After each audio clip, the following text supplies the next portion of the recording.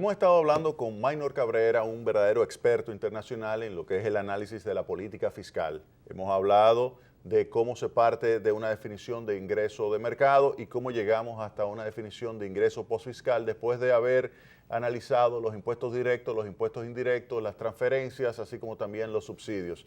Ahora, no hemos hablado nada de educación y salud, que son dos elementos clave del capital humano. ¿Qué se puede decir? ¿Cómo lo analizo? ¿O cómo lo analiza el CEQ de Nora Lustig? Bueno, el CEQ de Nora Lustig, como lo analiza, es tomando en cuenta quiénes son usuarios de servicios públicos. Empecemos con el caso de la educación. Bueno, ¿qué personas llevan a sus niños a estudiar a escuelas públicas? Esas personas en realidad están recibiendo un beneficio que, pues no están recibiendo dinero en efectivo, no puede decir, pero están recibiendo un beneficio en especie que vale dinero. O sea, claro, la educación pública cuesta dinero. Entonces, esto permite ver, por ejemplo, si una familia tiene un hijo en educación primaria, en educación secundaria o en la universidad, pues el CEQ analiza cuánto le cuesta al gobierno por alumno proveer ese servicio y se lo asignamos a cada hogar de acuerdo a si el alumno estudió en una escuela pública y también atendiendo al nivel de educación pública. O sea, es una transferencia adicional. Es una transferencia. Eso mejora el nivel de ingreso, digamos. Eso definitivamente en todos los países de América Latina que se ha analizado mejora porque son progresivos. Son progresivos porque la verdad que la población de menores recursos, en el peor de los casos, se educa en escuelas públicas. En el mejor de los casos, cuando los temas de educación son muy buenos, pues alcanza a la clase media, pues, y obviamente eso es una medida, pues obviamente que mejora la distribución de ingresos y también redistribuye no solo ingreso en especie, sino capital humano. O sea, que aumentar la inversión en educación reduce la pobreza, ¿se puede decir categóricamente? Se podría decir que si uno reduce la pobreza, pero también amplía las oportunidades de la población. De generar ingresos en el futuro. De generar ingresos en el futuro. En el corto plazo, ¿disminuye la desigualdad? Sí, definitivamente. Definitivamente. Vámonos ahora a salud.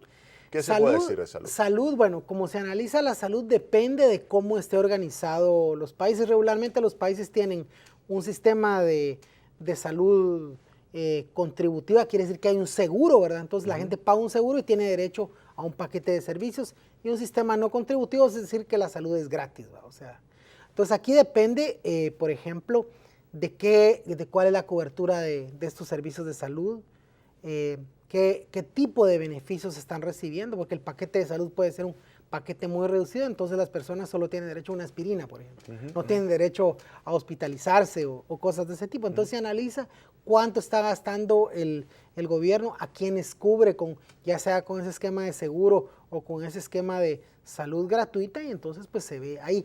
En la República Dominicana ha aumentado considerablemente la cobertura del SENASA y ha aportado muchísimo, y ese hay que hacer un reconocimiento a los actuales administradores de esa entidad, porque ha ayudado a muchísimas personas. Definitivamente que el SENASA es una transferencia importante, y cuando tú lo analizas da pues seguridad de que está beneficiando principalmente a los segmentos más pobres del país. Entonces, ese tipo de transferencia, tú pudieras llegar también a señalar que disminuye la desigualdad y disminuye la pobreza. En el caso de República Dominicana, donde ha crecido la cobertura, sí, la verdad que sí. Pero también hay que vincular, por ejemplo, que en algunos países latinoamericanos la cobertura de seguridad social está muy vinculada a lo que decíamos del impuesto sobre la renta. Quien paga seguridad social es quien tiene un empleo formal, y en algunos países la formalidad cubre un grupo muy pequeño. Entonces, si la cobertura es grande, como me dices que está pasando en República Dominicana, eso favorece. Si la cobertura es pequeña, no, porque solo un pequeño grupo se está favoreciendo de las... Inversión en hospitales, inversión en también ambulatoria, estos centros de atención primaria, ¿es progresivo? Sí, aunque tiende a ser más progresivo la inversión en salud ambulatoria. Los hospitales no necesariamente, porque regularmente están en centros urbanos donde hay población de de mayores ingresos, ¿verdad? Pero son pobres Pero muchos. son pobres donde se o bien colocan. algunos, bueno, esto no lo, algunas personas incluso podían caer en la pobreza debido a alguna enfermedad muy seria, un accidente, por ejemplo. Sí. O sea, pero en general, tanto educación como salud, se puede decir que son dos inversiones sociales Sí. progresivas por parte del Estado. Como regla general, educación sí, y en la mayoría de los casos de América Latina, con algunas excepciones, la salud. Ahora, esto ya entonces define ya lo que sería el ingreso final de la Sí, persona. sí. Se puede calcular la incidencia de pobreza, se puede calcular la desigualdad.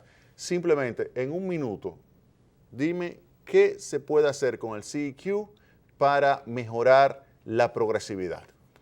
Pues analizar el efecto de las medidas que se están aplicando en un momento dado en un país determinado.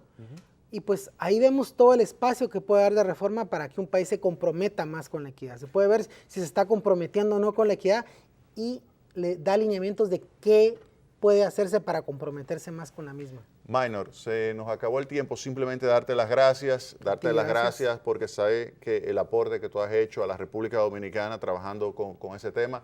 Dar las gracias también a Nora Lustig por este trabajo inmenso que ha ayudado a muchísimas naciones a tener una mayor capacidad de análisis y aseguramos que para el caso de la República Dominicana esto que ha contado también con la colaboración del Banco Mundial, el apoyo decidido del Banco Mundial, pues va a ser muy positivo para nuestro país. Minor, muchísimas gracias. Muchas gracias, Jaime. Un gusto estar contigo y con tu audiencia. Bueno, se nos acabó el tiempo, así que el sábado que viene tendremos más Tecnopol. Pase un excelente resto del fin de semana.